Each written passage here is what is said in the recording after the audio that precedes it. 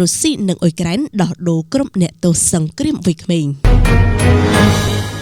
ប្រទេសរុស្ស៊ីនិងអ៊ុយក្រែនបានធ្វើការផ្លាស់ប្ដូរអ្នកទោសសង្គ្រាមមួយក្រុមដែលពាក់ព័ន្ធទៅនឹងទាហានមានអាយុក្រោម25ឆ្នាំកាលពីថ្ងៃច័ន្ទទី9ខែមិថុនានេះបើតាមក្រសួងការពារជាតិរុស្ស៊ីដែលបញ្ជាក់ថាការដោះដូរនេះគឺជាលទ្ធផលនៃកិច្ចចរចាដោយផ្ទាល់រវាងប្រទេសទាំងពីរកាលពីដើមខែនេះបើយោងតាមការចេញផ្សាយដោយទីភ្នាក់ងារសារព័ត៌មាន Reuters នៅថ្ងៃទី9ខែមិថុនាឆ្នាំ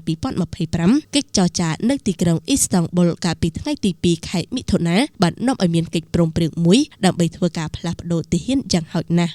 1200នាក់ពីភាគីនីមួយៗដោយផ្ដោតទៅលើអ្នករបួសដែលក្មេងជាងគេនិងធ្ងន់ធ្ងរបំផុតព្រមទាំងការប្រគល់សាកសពទាហានរាប់ពាន់នាក់ដែលបានស្លាប់នៅក្នុងសង្គ្រាមការដោះដូរអ្នកទោសគឺជាចំណុចមួយក្នុងចំណោមចំណុចមួយចំនួនតូចដែលភាគីទាំងពីរអាចឯកភាពគ្នាបានខណៈការចរចាលើបញ្ហាធំៗបានបរាជ័យក្រសួងការពារជាតិរុស្ស៊ីមិនបានបញ្ជាក់អំពីចំនួនអ្នកទោសដែលត្រូវបានផ្លាស់ប្ដូរកាលពីថ្ងៃច័ន្ទនោះទេប៉ុន្តែបាននិយាយថាភាគីទាំងពីរបានដោះដូរចំនួនយោធាដូចគ្នា